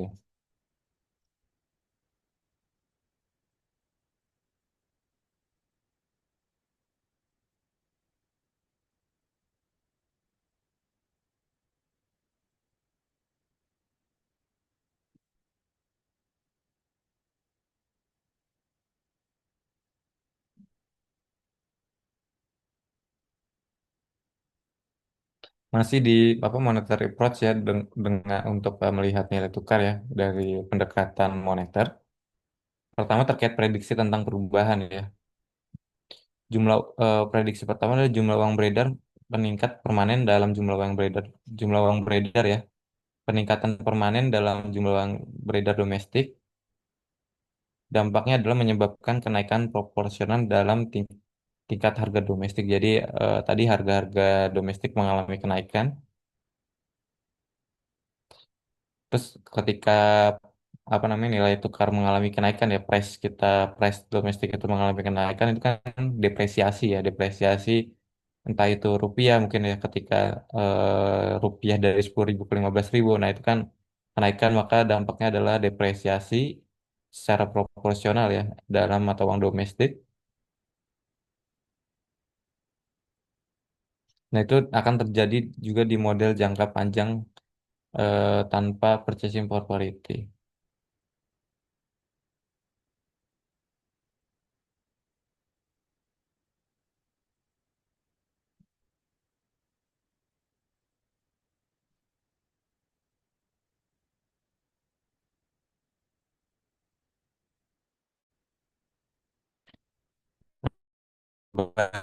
Dengan tadi kan kalau yang pertama terkait dengan eh, jumlah uang beredar ya ini yang terkait suku bunga ya. Tiba-tiba coret. Nah itu yang kedua terkait dengan suku bunga. Kenaikan suku bunga domestik ya dampaknya apa? Menurunkan permintaan uang karena tadi sebenarnya ini sama bahasan dengan yang mana nih? Nah yang ini ya. Cuma kita membahas satu persatu. Tadi terkait dengan peningkatan. Ini saya kan ada tiga ya. Ini kan ada jumlah uang yang beredar, terus ada suku bunga, terus ada output. Nah ini kurang lebih saya akan bahas satu-satu terkait bagaimana lebih detailnya lagi ya. Bagaimana monetary approach terhadap suku bunga ya. Nilai tukar sorry. Nah yang pertama tadi terkait dengan jumlah yang beredar. Kenaikan jumlah yang beredar dampaknya terkait dengan tingkat harga domestik, terus akhirnya menyebabkan depresiasi nilai tukar, dan dia bisa diprediksi ya sama dengan jangka panjangnya. Terus yang kedua terkait suku bunga tadi kan pertama jumlah uang beredar, kedua suku bunga. Kenaikan suku bunga ya tadi pertama dampaknya kan pasti menurunkan tingkat harga domestik ya. Eh, Pertama permintaan uang mengalami penurunan karena orang-orang cenderung untuk menabung. Terus dampaknya lah selanjutnya adalah meningkatkan tingkat harga domestik, tingkat uang kita mengalami peningkatan dalam arti mengalami peningkatan di sini adalah menyebabkan depresiasi ya, depresiasi nilai tukar mata uang domestik kita mengalami depresiasi melalui purchasing power parity-nya. Ya, itu bentar saya izin ngecas juga.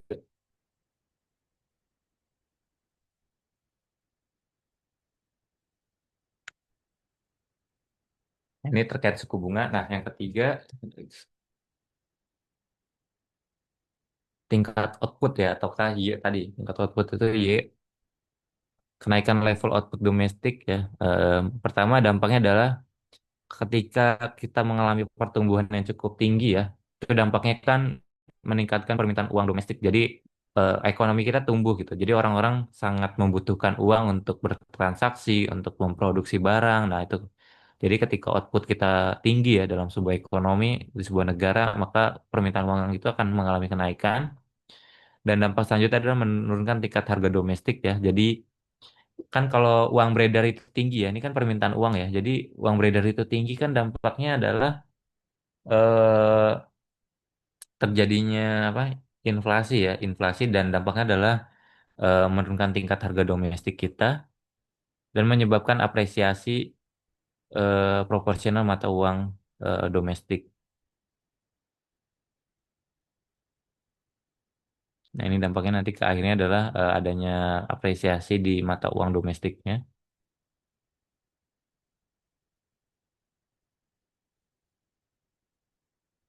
Nah, ini menurunkan tingkat harga domestik tadi maksudnya adalah rupiah mengalami penguatan ya dari 10.000 ke 9.000 jadi itu. dan dampaknya adalah mata uang terapresiasi. Nah, ketiga perubahan tersebut mempengaruhi jumlah uang yang beredar atau permintaan uang. Jadi, sehingga menyebabkan harga menyesuaikan untuk menjaga keseimbangan di pasar uang, sehingga menyebabkan nilai tukar menyesuaikan untuk mempertahankan purchasing power parity-nya. Jadi ketiga itu memiliki menyebabkan harga ya, menyebabkan perubahan harga dan untuk menjaga keseimbangan di pasar uang.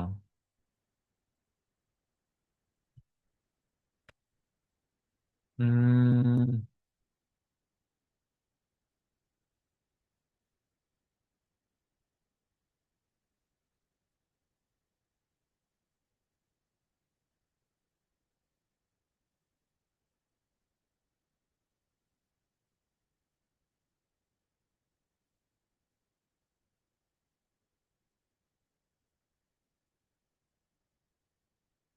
nah ini dalam slide terakhir terkait dengan monetary approach-nya ya. Pertama, tingkat uang beredar yang menghasilkan perubahan tingkat harga. Jadi perubahan uang beredar itu sangat mempengaruhi terkait P-nya tadi ya, price-nya sendiri, price domestik. Dan perubahan tingkat pertumbuhan juga yang tadi Y-nya ya. Y-nya itu adalah pertumbuhan tingkat perubahan jumlah uang beredar menghasilkan perubahan tingkat pertumbuhan harga inflasi. Sehingga tingkat pertumbuhan konstan dalam jumlah uang beredar menghasilkan tingkat pertumbuhan harga yang terus-menerus ya, atau terjadi inflasi secara persisten ini. Dan inflasi ini tidak berpengaruh terhadap kapasitas produksi dari sebuah ekonomi ya, dan pendapatan real dari produksi dalam jangka panjang.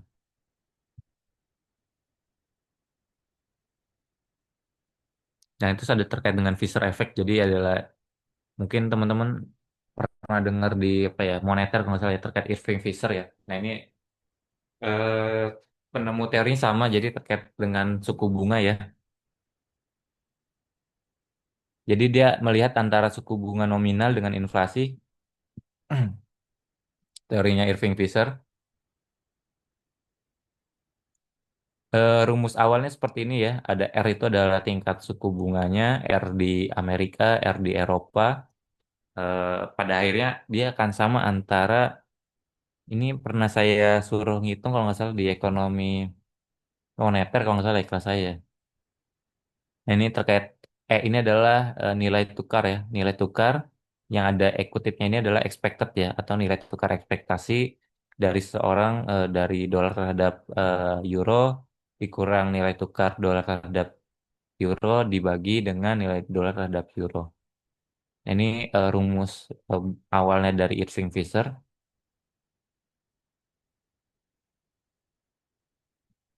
Jadi dia mengatakan bahwa jika pasar uang mengharapkan purchasing power parity yang relatif bertahan, maka dia perubahan nilai tukar yang diharapkan ya dari ini ya, ini ada sebelah kanan ini expected, eh, nilai tukar ekspektasi ya, atau expected ini adalah dia akan sama gitu nilai tukar yang diharapkan dengan inflasi diharapkan untuk negara.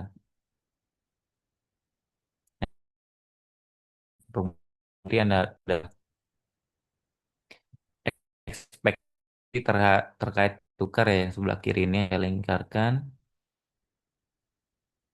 Rumusnya adalah ekspektasi dikurangi nilai tukar dolar terhadap euro dibagi dolar terhadap nilai tukar dolar terhadap euro, sama dengan nanti dia sama hasilnya akan dengan apa namanya, inflasi ya. Inflasi kalau Pi kan kalau di kita saat ini ya pakainya Pi itu adalah inflasi. Inflasi yang diharapkan di Amerika Serikat dikurang dengan inflasi yang ekspektasi yang ada di Eropa gitu. Pada akhirnya sama antara nilai tukar dengan inflasi.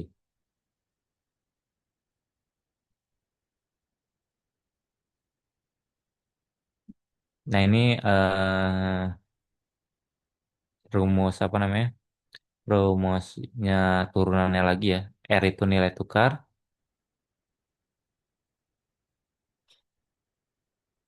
P-nya itu adalah apa namanya? P-nya itu adalah inflasi.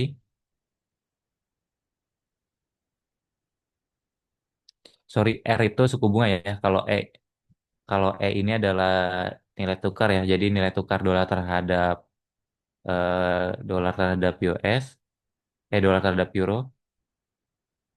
Nah, kalau R ini adalah tingkat suku bunga ya, tingkat suku bunga. Jadi kan kalau tadi kita lihat di purchasing power parity yang absolut ya, dia adalah selisih nilai tukar itu akan digunakan untuk tingkat inflasi. Jadi di efek Fisher ini adalah kenaikan tingkat inflasi domestik. Nah, misalkan di sini ya, inflasi yang ada di US misalkan mengalami kenaikan menyebabkan kenaikan suku bunga gitu.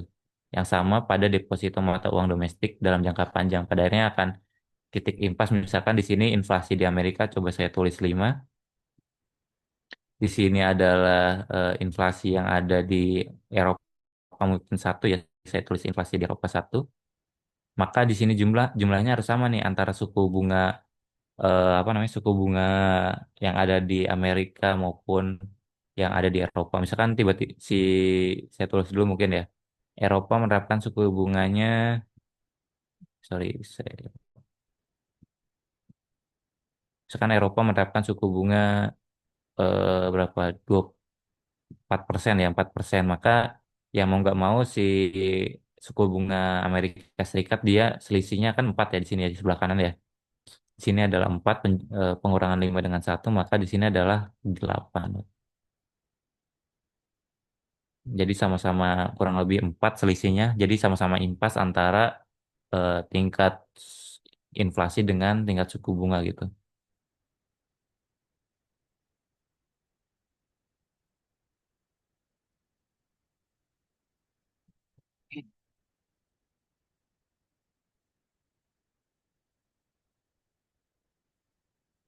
Nah, misalkan di sini contohnya lagi ya, The Fed ya, dia secara tak terduga meningkatkan tingkat pertumbuhan jumlah uang beredar. Jadi The Fed dia menaikkan money supply-nya pada tingkat T0 ya.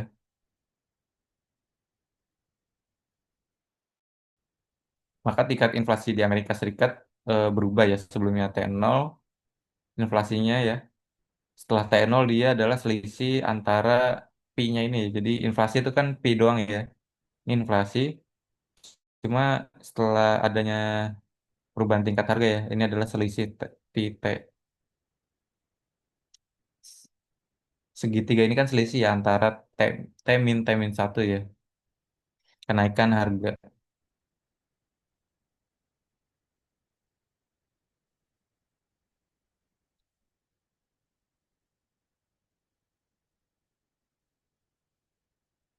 Nah, pada akhirnya inflasi seperti rumusnya Irving Fisher dia akan menyesuaikan dengan suku bunganya ya. Selisih dari inflasi yang ada di antar negara itu sesuai dengan efek Irving Fisher. Nah, ini ada grafiknya. Nah, di sini misalkan T0 ya, karena tadi nggak ada gambarnya nih. Nah, ini gambarnya. Jadi ini adalah misalkan ya si siapa Amerika Serikat money supply-nya sebenarnya konstan sebelumnya di garis yang oranye ini ya. Saya, nah, coba saya kasih Nah, sebelumnya money supply-nya itu konstan di garis oranye ini. Yang ini nih, yang saya kasih garis baru. Ini konstan. Nah, selanjutnya adalah Amerika Serikat di ini ya sebelum T-0 ya sebelum T-0 Amerika Serikat dia eh, menaikkan jumlah uang beredar secara konstan. Nah, setelah T0 ya di garis yang merah ini ya yang naik ke atas ini itu kan kita lihat dia menaikkan jumlah uang beredar. Jadi ini T ini adalah waktu ya time dan M ini adalah jumlah uang beredar. Jadi Bank Sentral Amerika Serikat meningkatkan jumlah yang beredar dibandingkan tingkat jumlah yang beredar sebelumnya ini di T0 sebelumnya. Dampaknya apa? Jadi dampaknya ke sebelah yang kanan ya. Ketika di garis merah ya si bank sentral menaikkan tingkat pertumbuhan jumlah yang beredar yang baru, maka di yang B ya, tingkat suku bunga nominal eh, di RS2-nya ya. Jadi dia menyesuaikan tingkat suku bunganya di tingkat suku bunga yang baru. Sebelumnya dia di tingkat suku bunga yang ini ya R1. Cuma dengan adanya kenaikan jumlah yang beredar maka dia menyesuaikan di tingkat suku bunga R1 ini ya, sebelumnya R1 ini ditambah dengan yang inflasi, ada inflasi baru, dia dia selisih antara inflasi ya. Nah, ini.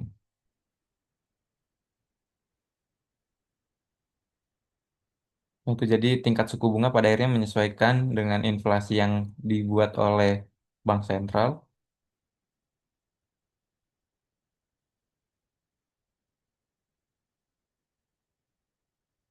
Nah, ini kan kalau ini ya, jadi slope yang sebelah kiri ini yang P-0 ya, ini adalah ini inflasi inflasi pada wajarnya ya. Jadi bank sentral inflasi pada ya wajar di bank sentral bisa diinflasi secara konstan gitu.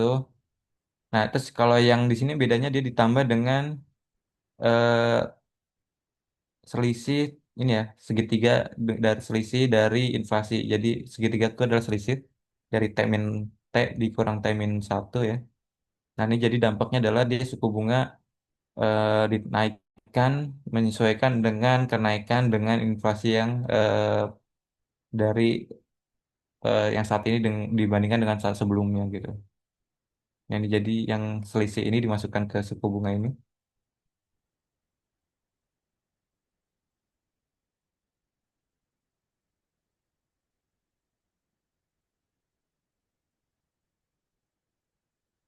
Jadi suku bunga mengalami kenaikan ya dampak dari kenaikan jumlah uang beredar.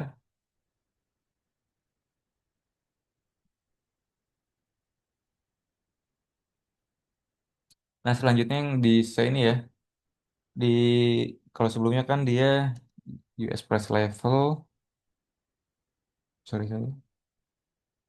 Nah, ini sebelumnya kan kalau yang sebelumnya US money supply dengan dollar interest rate ya. Nah, selanjutnya terkait bagaimana dampaknya ke US price level. Nah, ini tingkat nilai tukar ya, price level itu atau nilai tukar atau tingkat harga ya, tingkat harga yang sebelah kanan baru nilai tukar. Bagaimana dampaknya ke tingkat harga dan nanti ke sini ke nilai tukarnya. Pertama saat The Fed ya meningkatkan tingkat pertumbuhan uang. Jadi saat tadi sebelumnya The Fed menaikkan tingkat jumlah uang yang beredar ya secara permanen, pasar segera mengantisipasi inflasi yang lebih tinggi di masa depan. Jadi akhirnya istilahnya di sini adalah overshooting ya. Jadi ini yang sini adalah yang saya garis ini ya, yang slope yang ini adalah jadi karena si siapa tadi pasar ini dia segera mengantisipasi inflasi yang lebih tinggi di masa depan. Jadi tiba-tiba adanya kenaikan harga ya yang dilakukan oleh pasar karena tadi The Fed menaikkan tingkat pertumbuhan uang yang beredar sehingga pasar menyesuaikan price levelnya cara eh, mendadak ya atau overshooting ini lonjakan vertikal yang tiba-tiba. Nah, terus selanjutnya dampaknya ke nilai tukar ya, nilai tukar dolarnya. Pertama, slope ini adalah inflasi yang konstannya ya, konstannya dia inflasinya di angka segini. eh ini berarti dolar AS secara konsisten terdepresiasi pada dolar. Jadi ini sebenarnya kalau kalau semakin ke atas ya, ini dolarnya semakin terdepresiasi. Kalau ke bawah dia mengalami penguatan ya. Ini dolar mengalami depresiasi terhadap euro. Jadi ini sebelumnya mungkin satu satu apa satu dolar dapat 1 euro ini menjadi 2 dolar ya. 2 dolar dapat 1 euro mungkin seperti itu. Jadi mengalami kenaikan berarti depresiasi dolar. Dampaknya apa? Dampaknya adalah ketika peningkatan inflasi yang lebih cepat di Amerika Serikat dibandingkan dengan Eropa yang tadi ya gambar sebelumnya yang inflasinya 0% menyebabkan dolar terdepresiasi lebih cepat ya. Dampaknya ke yang baru garis ini ya. Jadi ketika dampak jumlah yang beredar tadi mengalami kenaikan yang cukup signifikan dan nilai itu apa nilai apa namanya nilai inflasi di euro kita anggap konstan ya di angka konstannya maka dolar mengalami mengalami terdepresiasi lebih cepat ya di slope yang baru di P ditambah dengan segitiga dari P ya.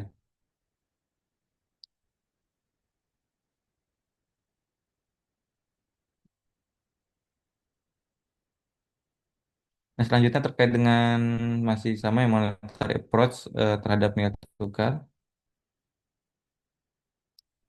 Pertama, kenaikan suku bunga nominal menurunkan permintaan uang real, ya. Jadi, suku bunga naik, maka permintaan uang mengalami penurunan ya, money demand-nya. Dan untuk menjaga keseimbangan di pasar uang, Bank Sentral meningkatkan penawaran uang nominal. Jadi, agar terjadinya keseimbangan di antara tadi permintaannya mengalami penurunan, maka si Bank Sentral ya akan meningkatkan penawaran uang ya, money supply-nya. Money supply-nya dinaikkan oleh Bank Sentral karena permintaannya tadi nurun sebelumnya. Dan pada yang sama akan mengalami penyesuaian dari uang permintaan akan uang realnya mengalami penurunan karena suku bunga nominalnya lebih tinggi ya. Jadi suku bunga nominal lebih tinggi karena dinaikkan maka si siapa permintaannya akan mengalami penurunan. Nah, ini rumusnya kurang lebih ini. MUS itu tadi adalah apa namanya? Money supply ya, money supply tingkat RYUS ini adalah permintaan akan uang realnya.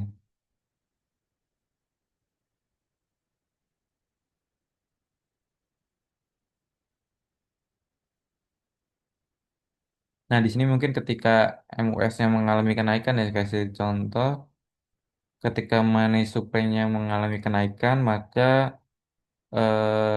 di sini permintaan uang real mengalami penurunan ya.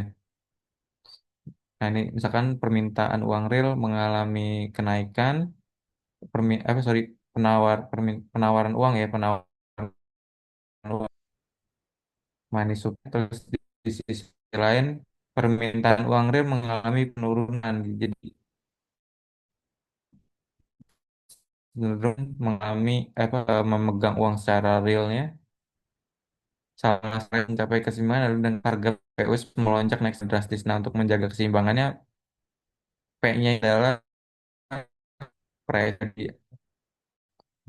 di sini kita harus mengalami kenaikan karena nanti agar nanti sama-sama impas nih antara sebelah kiri dengan sebelah kanan gitu. Karena kalau mengalami penurunan malah gapnya lebih jauh gitu antara sebelah kiri dengan kanan. Jadi ini harus mengalami ikut kenaikan juga PUS.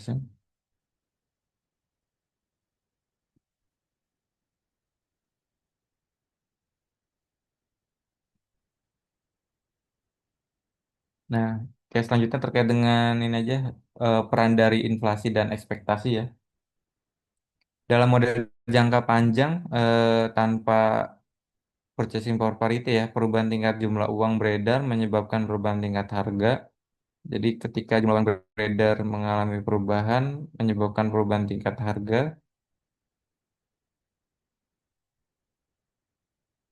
dan inflasi ini hanya muncul transisi ya menuju keseimbangan yang jangkanya sifatnya jangka panjang. Nah, selama transisi, inflasi menyebabkan suku bunga nominalnya mengalami kenaikan ya. Jadi ketika adanya inflasi, biasanya bank sentral kan menaikkan suku bunganya dan ekspektasi inflasi menyebabkan depresiasi mata uang domestik yang ada di dalam negeri. Nah, akibatnya adalah nilai tukarnya tadi mengalami overshooting ya, mata uang domestik terdepresiasi melebihi level jangka panjang. Jadi tiba-tiba adanya kenaikan yang cukup besar kayak tadi, grafiknya kayak agak patah gitu ya. Terjadi kenaikan secara secara tiba-tiba gitu overshooting, maka uang domestik terdepresiasi melebihi level jangka panjang.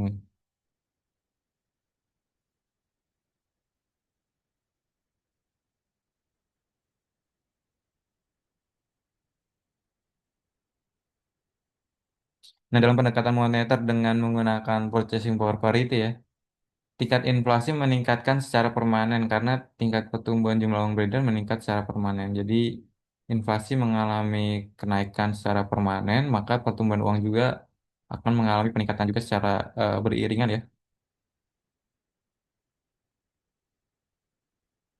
Dengan inflasi yang mengalami kenaikan secara terus-menerus, pendekatan moneter juga memprediksi kenaikan suku bunga nominal. Jadi, ya inflasi terus mengalami kenaikan, terus kenaikan suku bunga juga akan mengalami penyesuaian ya dengan mengikuti inflasi yang mengalami kenaikan tersebut. Terus ekspektasi inflasi terhadap masyarakat ya kan tadi ada pengaruhnya terkait suku bunga maupun ekspektasi expected tadi. Nah, ekspektasi ini inflasi domestik ya, ekspektasi orang terkait inflasi lebih tinggi menyebabkan daya beli mata uang asing meningkat gitu. Jadi ibarat nih misalkan kalau kita lihat ya, wah kayaknya Indonesia akan mengalami inflasi yang cukup besar nih dalam ekspektasi kita dalam setahun ke depan kan itu membuat mata uang kita mengalami apa namanya mata uang kita mengalami peningkatan dan daya beli mata uang asing mengalami kenaikan ya karena orang-orang takut memegang uang memegang uang rupiah ya karena ekspektasi inflasi yang cukup tinggi orang-orang membeli mata uang asing ini ya meningkat ini dan relatif terhadap daya beli mata uang domestik jadi daya daya beli mata uang domestik mengalami penurunan dan dampaknya akan ke mata uang kita terjadi depresiasi gitu. Jadi ekspektasi inflasi ini menyebabkan eh, bisa bisa menyebabkan apresiasi maupun depresiasi tergantung dengan ekspektasinya apakah tinggi ataukah rendah dari sebuah negara.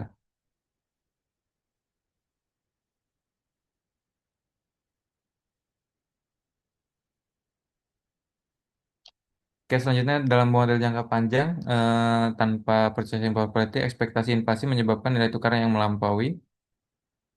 Terus dalam pendekatan moneter dengan purchasing power parity ya, dengan pendekatan PP3 ini, tingkat harga menyesuaikan dengan ekspektasi inflasi. Jadi yang berbeda adalah dia tingkat harga ya si P tadi akan menyesuaikan dengan E-nya itu ekspektasi inflasi dan menyebabkan mata uang domestik terdepresiasi tetapi tanpa overshooting.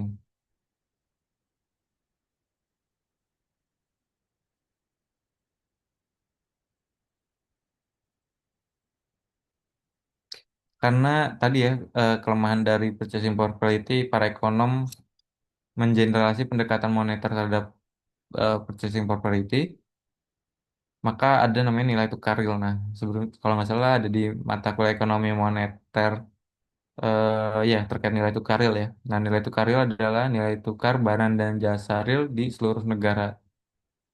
Nah, ini nilai tukar real definisinya dengan kata lain nilai relatif harga ataukah biaya ataukah ini ya ataukah tadi ada relatif harga biaya barang maupun jasa yang ada di antar negara gitu. Nah, rumusnya ada ini.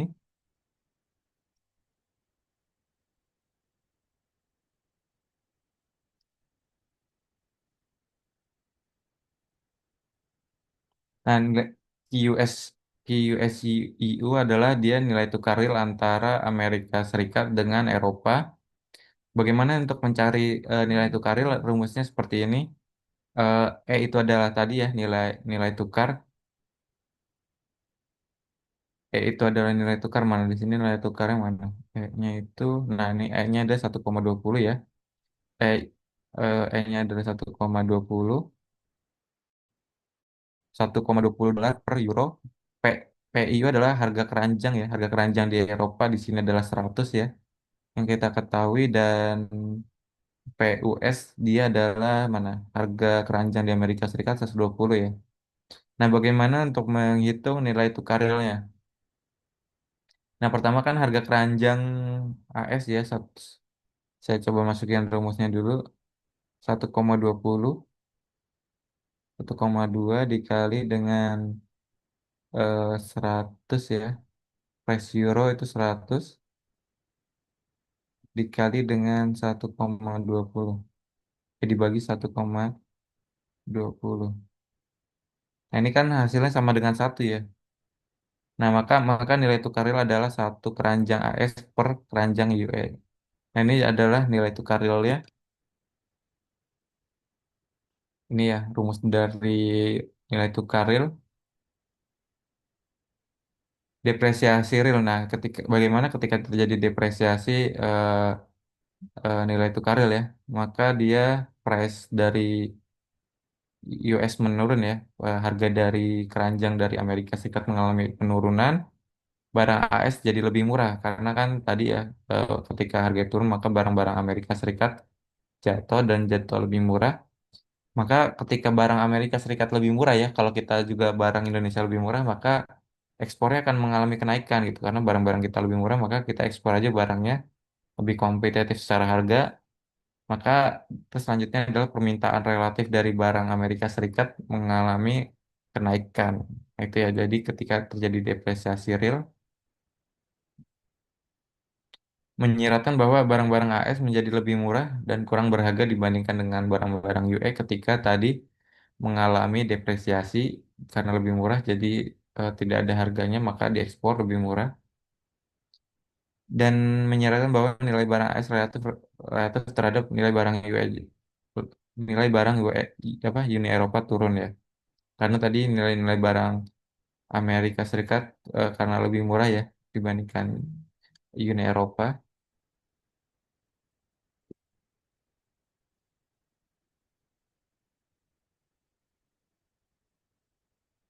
Nah, selanjutnya apresiasinya ketika terjadi apresiasi nyata dari nilai barang AS berarti peningkatan daya beli produk apa namanya Uni Eropa. Jadi sebaliknya ya kata tadi kan kalau terjadi tadi sebelumnya terjadi depresiasi ya.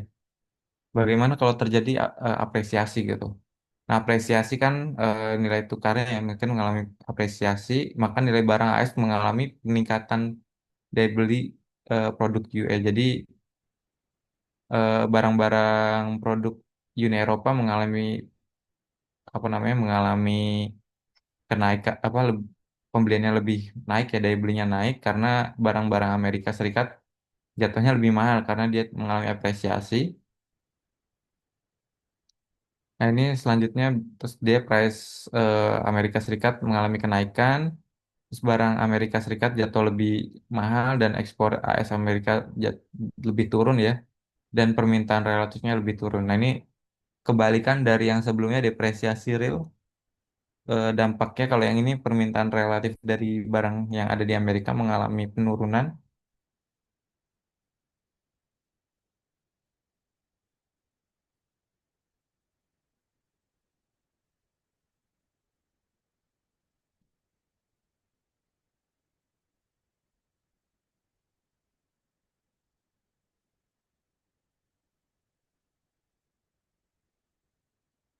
Menurut Purchasing Power Parity, nilai tukar ditentukan oleh rasio harga relatif. Nah, rasio harga relatif ini dia membandingkan antara harga US dengan harga Eropa, apa Uni Eropa di sini konteksnya.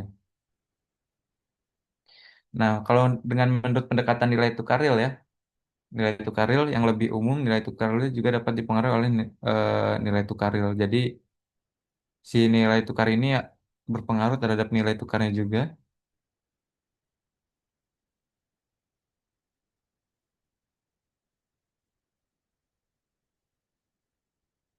Nah, ini dia ini kan ya, ini adalah nilai tukar ya. Nilai tukar itu adalah nilai tukar real ini ya QUSUE. Ini adalah nilai tukar real. Dia dari selisih rasio dari harga US dengan harga euro. Nah ini ya jadi berbedanya dengan apa namanya nilai tukar real yang dia ada pengaruhnya dari nilai tukar realnya. Berbeda dengan yang atas ya dia tidak ada pengaruh dari QUSUE-nya atau nilai tukar realnya.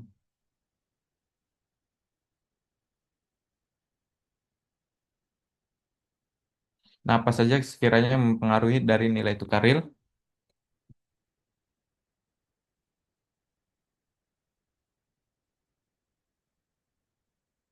Nah, pertama permintaan relatif ya. Jadi kalau misalnya nanti ada permintaan dan penawaran relatif dari produk Amerika Serikat ya. Nah, pertama permintaan dari produk Amerika Serikat ketika peningkatan permintaan relatif untuk output dari Amerika Serikat ya menyebabkan nilai harga barang Amerika Serikat relatif terhadap nilai harga barang asing mengalami peningkatan, maka terjadi apa apresiasi nyata dari nilai barang gitu. Jadi mengalami apresiasi nilai barangnya. Nah, ketika apresiasi nilai barang Amerika Serikat yang membuat ekspor AS pasti lebih mahal karena barang-barangnya mengalami penguatan secara nilai tukarnya, maka barang-barang Amerika Serikat lebih mahal dan impornya lebih murah gitu kalau dia impor barang. Sehingga mengurangi kuantitas relatif yang diminta dari apa? Kuantitas dari impor apa kalau kita ekspor ya, kalau kita ekspor pasti permintaannya berkurang karena barang-barang lebih mahal. Nah, penurunan permintaan relatif untuk output AS menyebabkan depresiasi real dari nilai barang AS. Jadi dampaknya nanti ke depresiasi real ya terhadap nilai barang Amerika Serikat. Nah, selanjutnya terkait penawarannya dari segi penawarannya. Pertama, perubahan penawaran relatif produk Amerika Serikat ya. Peningkatan pasokan relatif untuk output di Amerika Serikat disebabkan peningkatan produktivitas. Nah, ini karena produktivitas di sebuah perusahaan Amerika Serikat mengalami peningkatan, menyebabkan harga dan biaya barang AS relatif terhadap barang biaya asing turun. Jadi, ibarat kalau kita punya produktivitas yang tinggi, biasanya tuh barangnya jatuh lebih murah ya dibandingkan dengan barang yang ada di luar negeri. Misalkan Indonesia mampu memproduksi eh, 1.000 sepatu gitu, sedangkan kalau di mana di Timor Leste cuma bisa 500 dalam sehari gitu. Nah itu pasti dengan produktivitas yang tinggi Indonesia dibandingkan Timor Leste, maka harga relatifnya jatuh lebih murah ya. Harga relatifnya jatuh lebih murah, maka penyusutan nyata dari nilai barang yang di Amerika Serikat, contohnya di sini. Nah, depresiasi real dari nilai barang AS membuat ekspor AS lebih murah karena tadi ya harganya cenderung lebih turun ya. Eh, jadi kita lebih kalau di Amerika Serikat ketika lebih harganya mengalami penurunan secara depresiasi nilainya, maka dia membuat ekspornya lebih murah dan impornya jatuh lebih mahal gitu sehingga meningkatkan permintaan relatif dari barang-barang yang di Amerika Serikat ya, terutama dia ketika pengen ekspor maka barang-barangnya kan murah ya, jadi permintaan barang Amerika Serikat tuh mengalami kenaikan. Terus penurunan pasokan relatif untuk output AS mengarah pada apresiasi nyata dari nilai barangnya, dari nilai barang Amerika Serikat.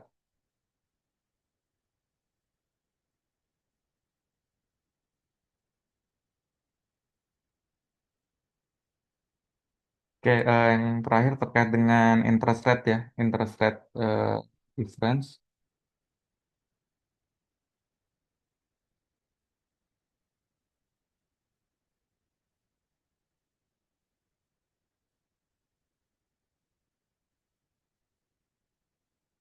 Kita langsung ke, bentar. Nah ini sebenarnya rumus awalnya kayak gini ya, rumus awalnya tuh yang atas. Cuma dia langsung diturunkan aja menjadi yang bawah itu.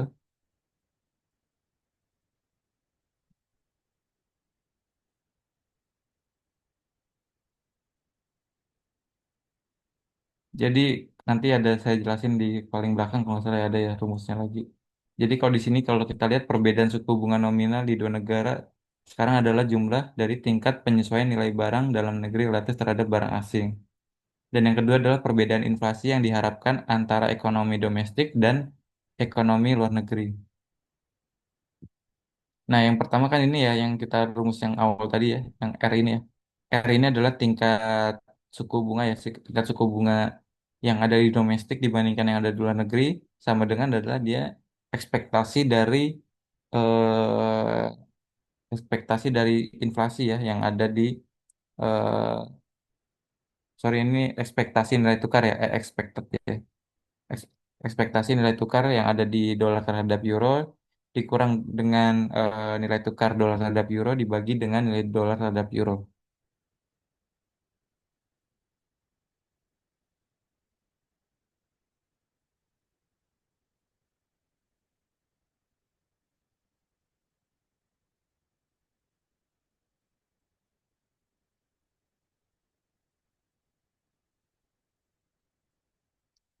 Nah, suku bunga real kan kalau kita belajar PDB real terus ada pelajar apalagi suku bunga real juga di sini ya. Jadi suku bunga real dia adalah suku bunga yang sudah disesuaikan dengan inflasi ya, R ya, RE ini. Nah, R ini adalah suku bunga nominalnya atau suku bunga sebelum inflasi. Nah, P ini adalah inflasi ya. Jadi ketika RE ini adalah suku bunga inflasi adalah suku bunga yang sudah dipengaruhi oleh inflasi, disesuaikan inflasi. PE ini adalah inflasinya ya. Dan R ini adalah suku bunga nominalnya.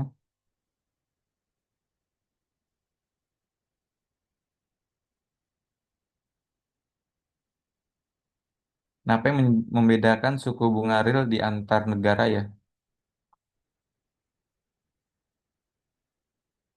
Nah, ini rumus yang tadi ya, ketutupan ya.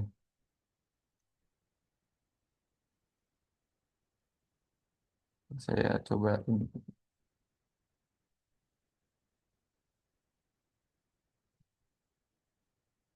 Hmm.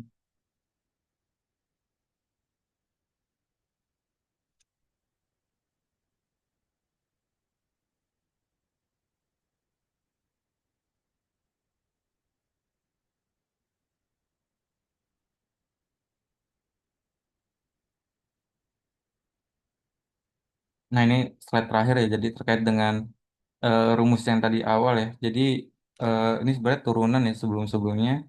Nah, akhirnya rumusnya adalah seperti ini, yang paling bawah ya.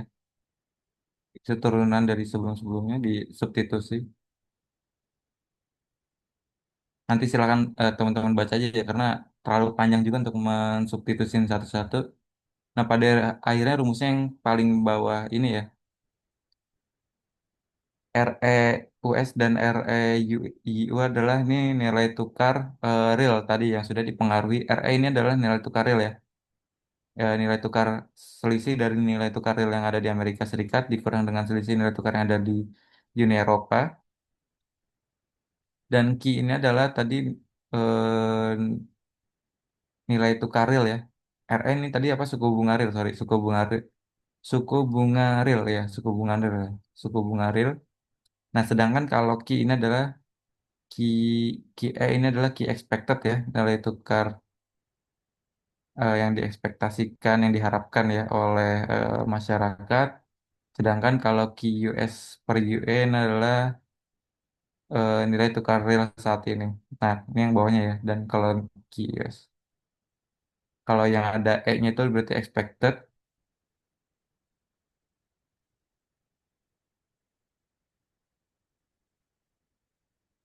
Nah, dalam persamaan ini menyiratkan bahwa perbedaan suku bunga real ya, perbedaan suku bunga real antara US dan eh, Uni Eropa ini ya, perbedaan suku bunganya antar negara sama dengan perubahan yang diharapkan. Jadi hasilnya akan sama nih, sama dengan dalam arti impas ya, satu ya, perubahan yang diharapkan dalam nilai atau harga ataukah harga pokok barang dan jasa antar negara. Jadi pada akhirnya sama antara nilai suku bunga real ya, antara selisih antara Amerika Serikat dengan Eropa sama dengan hasilnya dengan eh, sama dengan perubahan yang diharapkan dari nilai harga ataukah pokok barang dan jasa antar negaranya gitu. Jadi kurang lebih ini terkait dengan rumus terkait suku bunga dengan ini antara suku bunga ya, antara suku bunga real dengan nilai tukar. Nah, ini yang kiri suku bunga, yang kanan nilai tukarnya. Oke, itu mungkin pertemuan kali ini terkait dengan nilai tukar ya. Nanti saya kirim filenya, nanti silakan PJ kelasnya ingatkan saya ya.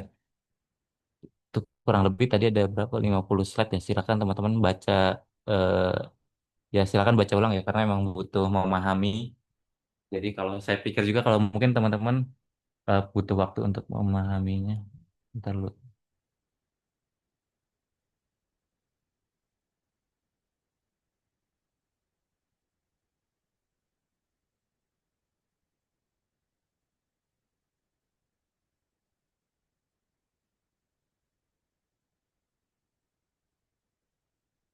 Oke, itu aja ya.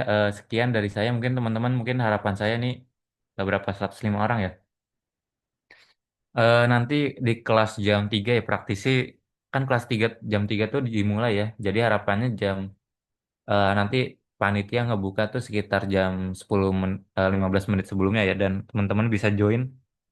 Harapannya udah join semua, jadi 5 menit sebelumnya gitu, jangan jam 3 baru join. Jadi karena ya kalau saya jadi tamu pun biasanya saya datang tuh ya sebelum acara gitu. Jadi harapannya teman-teman pun menghormati nanti siapa Bu Enda ya sebagai tamu, harapannya udah bergabung di jam 3 sebelumnya lah. Jadi jam 3 tuh ya hitungannya dimulai bukan baru join ya. Jadi itu. Jadi saya pun dulu pas zaman-zaman ya saya ikut kalau kekurangannya organisasi kita kan jam 3 tuh baru kumpul ya. Jam 3 kumpul bukan jam 3 baru rapat gitu. Seharusnya jam 3 itu dimulainya bukan jam 3 baru teman-teman baru pada datang. Nah itu jadi harapannya karena ini kebetulan ada tamu ya karena saya pun nggak enak kadang-kadang kalau ada tamu eh, jadi harapannya bisa panel di tiga ya karena tepat waktu dan Bu Enda biar bisa pulang juga lebih cepat karena kemungkinan di kantor beliau. Oke itu aja. Sekian dari saya teman-teman. Makasih banyak. Nanti kita ketemu lagi di jam berapa? 3 ya. Oke sekian dari saya. Wassalamualaikum warahmatullahi wabarakatuh. Waalaikumsalam warahmatullahi Waalaikumsalam. wabarakatuh. Terima Terima kasih kasih Pak. banyak. Waalaikumsalam warahmatullahi Terima wabarakatuh. kasih. Terima kasih Pak.